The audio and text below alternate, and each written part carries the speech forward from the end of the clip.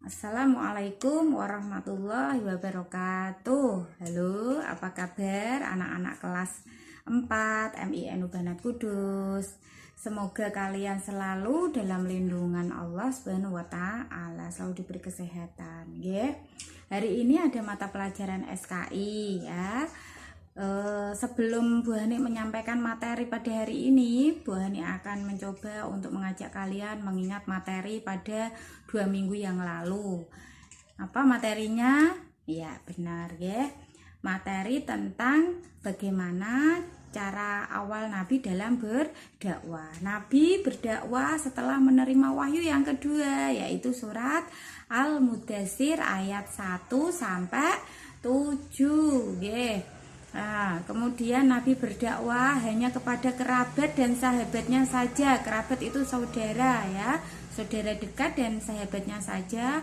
Karena Nabi ini paham tidak semua orang ini mempercayai apa yang dikatakan oleh Nabi. Karena Nabi membawa agama yang baru pada saat itu, ya. Orang-orang yang pertama kali masuk Islam pada saat itu disebut dengan as-sabiqunal awwalun. As-sabiqunal awwalun ini ada istri Nabi sendiri yaitu Ibu Khadijah, ada sahabat Nabi yang dekat yaitu Abu Bakar, ada sepupu Nabi Ali, kemudian ada budak Nabi Zaid bin Haritsah ya. Kemudian setelah Nabi berdakwah secara sembunyi-sembunyi kurang lebih selama 3 tahun, Nabi kemudian berdakwah secara terang-terangan, tentu saja semua atas perintah Allah melalui wahyu surat Al-Hijr ayat 94. Nah, ketika Nabi ini mulai berdakwah secara terang-terangan, banyak sekali masyarakat Mekah yang pada saat itu menolak dakwah Nabi. Tentu saja karena hasutan dari siapa? Paman Nabi, Abu Jahal ya. Ternyata penolakan itu tidak hanya penolakan, tapi juga dalam bentuk siksaan, dalam bentuk ejaan ya, penghinaan. Ini dilakukan agar Nabi ini menghentikan dakwahnya ya, agar Nabi menghentikan dakwahnya. Dan tidak hanya Nabi yang disiksa, diejek, dihina, tetapi juga para sahabat dan para kerabat Nabi yang pada waktu itu sudah masuk Islam. Mereka disiksa oleh para majikannya, mereka disiksa oleh para keluarganya yang non muslim ya, yang belum beragama Islam. Supaya apa? Supaya mereka ini mau keluar dari agama Islam. Tetapi Nabi selalu mengajak mereka untuk berdoa, memohon perlindungan kepada Allah ya. Nabi juga berdoa semoga iman mereka kuat, mereka tetap menjalankan agama Islam, tetap menganut agama Islam walau disiksa, mereka tetap mempertahankan agama Islam. Nah, materi kali ini adalah bagaimana kesabaran para sahabat dan kerabat Nabi dalam mempertahankan agama Islam. Karena masuk agama Islam pada masa dahulu saat Nabi Muhammad itu tidak mudah, ya. Nanti kita pelajari bersama-sama. Oke, sudah siap ya? Ketabahan Nabi Muhammad Shallallahu Alaihi Wasallam dan para sahabat dalam berdakwah. Sebelumnya, kita perlu mengetahui apa sebenarnya alasan dari kaum kafir Quraisy ini menolak dakwah Nabi Muhammad Shallallahu Alaihi Wasallam. Yang pertama adalah persaingan merebutkan kekuasaan. Ya, pada zaman dahulu di masyarakat Arab ini memang terjadi kelompok-kelompok dalam berdagang yang disebut dengan kafilah.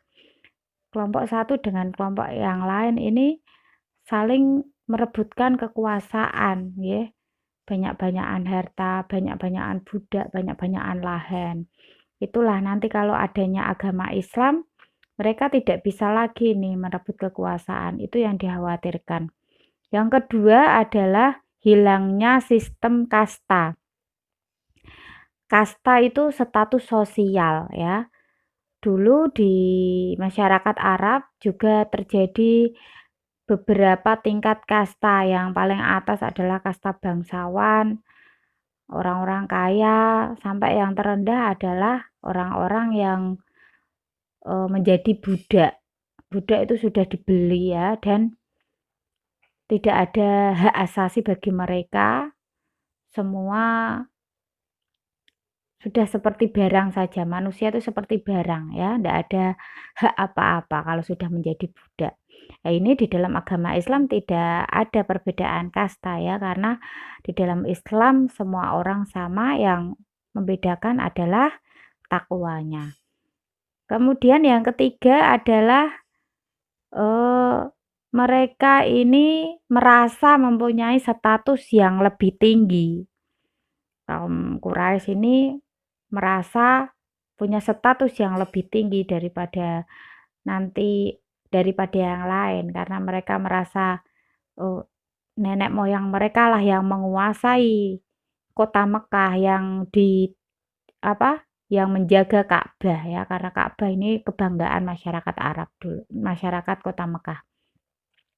Yang keempat, takut akan hari kebangkitan. Hari kebangkitan di sini adalah hari kiamat. Di dalam agama Islam diajarkan tentang iman kepada hari kiamat. Sedangkan mereka ini percaya tapi takut kalau hari kiamat itu benar-benar akan datang. Kemudian yang kelima adalah hilangnya perdagangan patung, karena mayoritas mereka dulu menyembah berhala. Patung sudah dijadikan bisnis jual beli yang sangat menguntungkan ya. Digawe-gawe dhewe, disembah-sembah dhewe, dan diperebutkan untuk dibeli. Nah, ini nanti kalau sudah tidak ada agama Islam, tidak ada lagi perdagangan patung. Ini adalah alasan kaum kafir Quraisy menolak dakwah Nabi Muhammad. Selain mendapat penolakan, Nabi Muhammad dan para sahabat ini juga mendapat tantangan ya. Tantangan yang paling berat adalah tantangan dari pamannya sendiri, yaitu Abu Lahab dan Abu Jahal. Abu Lahab ini tukang fitnah ya, fitnah lebih kejam daripada pembunuhan, dan Abu Jahal ini suka sekali menyiksa Nabi Muhammad dengan cara mau melemparkan batu yang besar, selalu memberi kotoran hewan atau kotoran unta pada saat itu ketika beliau sedang sholat ya. Kemudian tantangan yang selanjutnya ini dari penguasa Mekah, karena mereka khawatir ini nanti hilang dalam memperebutkan kekuasaan nggih. Dalam status sosial mereka ini dianggap sama, mereka tidak terima. Kemudian tantangan yang paling berat ini adalah pemboikotan dari kaum kafir Quraisy kepada Bani Hasyim, kemudian juga kepada Bani Muthalib, dan kepada kaum Muslim yang masuk Islam pokoknya ya, dari keturunan Bani Hasyim, keturunan Bani Muthalib, dan orang-orang Islam diboikot. Boikot itu apa? Boikot itu dilarang ya, dilarang. Bahkan pada saat itu terjadi tahun 7 sampai 10 kenabian ya, selama 3 tahun mereka ini diboikot, tidak boleh. Jadi orang-orang kafir Quraisy tidak boleh mengadakan transaksi jual beli, tidak boleh berbicara, tidak boleh menengok orang sakit, kemudian juga tidak boleh mengadakan pernikahan dengan keturunan Bani Hasyim, Bani Muthalib, dan umat Islam. Jadi umat Islam benar-benar diasingkan, bahkan mereka ini ditaruh di utara kota Mekah yang jauh sekali dari perkotaan ya. Saat itu benar-benar situasi itu tidak mudah untuk mereka bertahan, untuk umat Islam bertahan. Padahal biasanya yang banyak berdagang itu adalah orang-orang kafir Quraisy. Kalau kita tidak boleh melakukan transaksi jual beli, bahkan berbicara pun tidak boleh. Lama-lama stok makanan akan habis dan sampai mereka ini kelaparan. Nabi benar-benar takut para sahabat dan umat Islam pada saat itu akan menyerah dan keluar dari agama Islam karena sangat tidak tahan dengan pemboikotan yang dilakukan oleh kaum kafir Quraisy. Tapi alhamdulillah berkat doa umat Islam, berkat doa Nabi Muhammad, akhirnya kaum kafir Quraisy menyerah dan membebaskan mereka. Tepat setelah 3 tahun mereka diboikot. Itu adalah penyiksaan yang paling berat untuk orang-orang Muslim pada saat itu.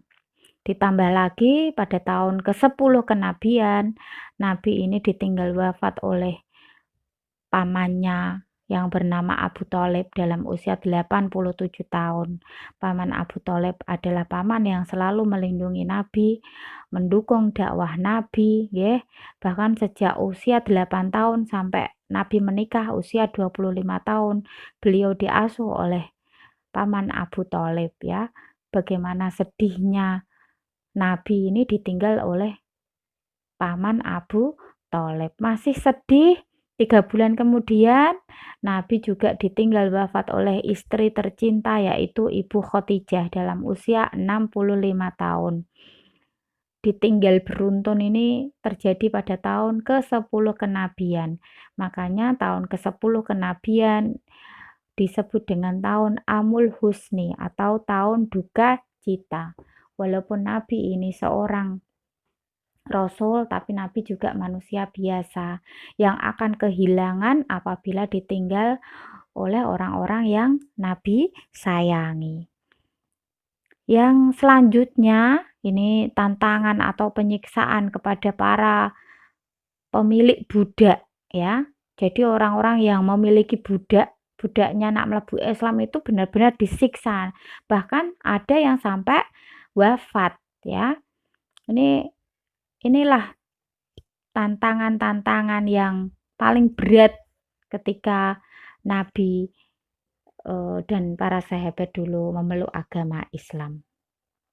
Sekarang kita lihat bagaimana keluarga, sahabat, para budak ini disiksa oleh kaum kafir Quraisy ketika memeluk dan mendakwahkan agama Islam.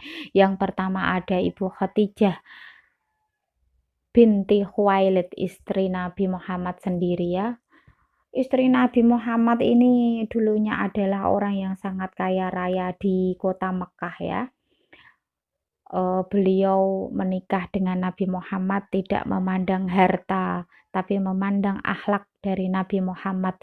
Setelah beliau menikah dengan Nabi Muhammad, beliau memberikan seluruh hartanya untuk dakwah agama Islam, untuk perjuangan agama Islam, ya. Sampai akhir hayatnya, sampai beliau ini tidak punya apa-apa ketika mau meninggal, ya. Tetapi beliau tidak pernah menyesal. Nah, ketika beliau ini mendampingi Nabi Muhammad, beliau selalu mendapatkan cemoohan, selalu dihina karena Khadijah, kamu ini orang kaya, tetapi kenapa kamu begitu bodohnya mau mendukung dakwah Muhammad, ya? Ibu Khadijah tidak memperdulikan cemoohan dan hinaan itu. Ibu Khadijah tetap setia dan selalu mendukung apa yang dilakukan oleh Nabi Muhammad. Yang selanjutnya, yang kedua, ada sahabat Nabi Abu Bakar As-Siddiq. Abu Bakar ini juga sering membantu Nabi dalam berdakwah. Suatu ketika Nabi sedang berdakwah, ada kaum kafir Quraisy yang tidak suka. Kemudian kaum kafir Quraisy ini menyerang Nabi. Dan dengan keberaniannya Abu Bakar melindungi Nabi. Sampai beliau ini babak belur sendiri, ya. Tapi tidak apa-apa, semua demi agama Islam. Yang selanjutnya adalah putri Nabi sendiri yang bernama Fatimah. Fatimah ini juga tak luput dari hinaan, cacian. Bahkan Fatimah ini juga sering dilempari kotoran onta oleh kaum kafir Quraisy. Tapi beliau tetap sabar. Kemudian ada Ibnu Mas'ud. Ibnu Mas'ud ini juga disiksa karena dengan terang-terangan membaca Al-Quran. Dia dipukuli oleh kaum kafir Quraisy. Kemudian ada sahabat Nabi Arqam bin Abil Arqam yang menjadikan tempat tinggalnya sebagai tempat Nabi berdakwah dulunya secara sembunyi-sembunyi. Ini juga tidak luput dari hinaan dan celaan orang-orang kaum kafir Quraisy. Kemudian yang selanjutnya ini ada Bilal bin Rabah ya. Kalau kamu pernah dengar ceritanya, Bilal bin Rabah adalah seorang budak berkulit hitam yang mempunyai majikan bernama Umayyah binti Khalaf ya. Umayyah ini adalah majikan yang sangat jahat sekali. Jahat karena ketika Bilal ini memeluk agama Islam ya, dia menyiksa Bilal tanpa ampun. Ditaruh dijemur di tengah terik matahari di atas padang pasir. Padang pasir kuwi nak kena matahari, nak kena sinar matahari panas banget ya. Ya Bilal bin Rabah itu ditaruh di atasnya tanpa memakai baju. Terus kemudian dadanya itu masih diberi batu yang sangat besar ya. Mungkin kalau waktu itu kamu jadi Bilal bin Rabah mungkin kamu akan menyerah, keluar dari agama Islam. Tapi tidak begitu dengan Bilal bin Rabah ya.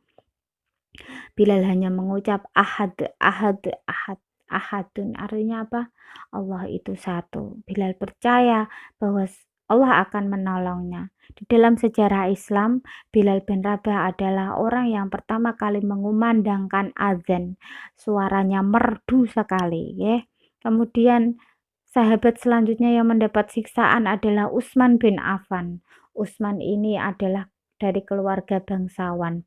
Karena keluarganya tidak terima Utsman masuk Islam, beliau ini disiksa oleh pamannya sendiri yang bernama Hakam bin Abil As ya, diikat kemudian disekap di tempat yang sangat sepi agar beliau ini keluar dari agama Islam. Tetapi beliau juga tidak mau. Kemudian yang selanjutnya adalah ada Yasir dan keluarganya. Yasir ini mempunyai istri yang bernama Sumayyah dan mempunyai anak dua yang bernama Ammar dan Abdullah. Mereka semua adalah budak dari Abu Jahal. Kamu tahu sendiri Abu Jahal itu jahatnya kaya apa. Dia juga menyiksa budak-budaknya itu karena memeluk agama Islam. Ada yang diikat dan diseret dengan onta ya di padang pasir. Kemudian ada yang dipukuli hingga akhirnya semua wafat kecuali Ammar ya. Jadi Yasir, istrinya Sumayyah, kemudian anaknya Abdullah semua itu wafat. Tapi wafatnya wafat syahid karena mempertahankan agama Islam. Insya Allah balasannya adalah surga Allah. Itulah para sahabat Nabi yang dengan sabar memeluk agama Islam, walaupun mendapatkan siksaan, hinaan, tapi mereka tetap mempertahankan agama Islam. Ketika Nabi berdakwah ya, Nabi ini selalu menjadi contoh yang baik yang disebut dengan uswatun hasanah ya. Nabi selalu memberi contoh yang baik kepada orang lain. Selalu berakhlakul karimah. Ya, Nabi itu tidak pernah melakukan kejelekan dalam hidupnya, tidak pernah berbohong ya, tidak pernah menyakiti hati orang lain ya, selalu berakhlakul karimah, sabar, hati-hati dalam berbicara, tidak membeda-bedakan orang, tidak memaksakan kehendak, ramah tamah, terus tidak menggunakan kekerasan dan selalu bersama sahabat dalam suka dan duka ya.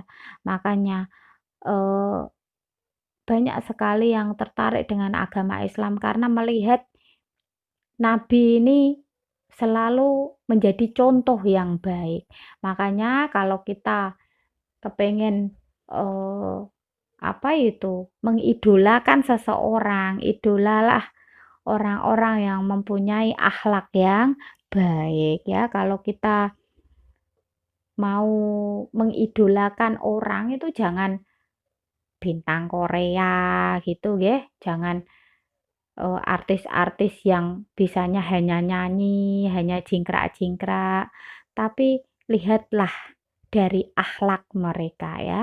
Apa yang baik bisa kita tiru, apa yang buruk jangan kita tiru ya. Kalau kita mau mengidolakan orang yang sempurna adalah Nabi Muhammad Shallallahu Alaihi Wasallam. Karena Nabi Muhammad diutus ke dunia untuk menyempurnakan akhlak manusia. Begitu yang dapat Bu Hani sampaikan. Kalian bisa mencatat yang penting-penting saja, nggih. Jangan dicatat semuanya, nanti capek, nggih. Insya Allah nanti akan ada buku pegangan SKI untuk kalian, nggih. Kalau ada pertanyaan bisa ditanyakan di kolom komentar atau lewat WA pribadi juga enggak apa-apa ya. Semoga ada manfaatnya. Mohon maaf apabila ada salah-salah kata. Assalamualaikum warahmatullahi wabarakatuh.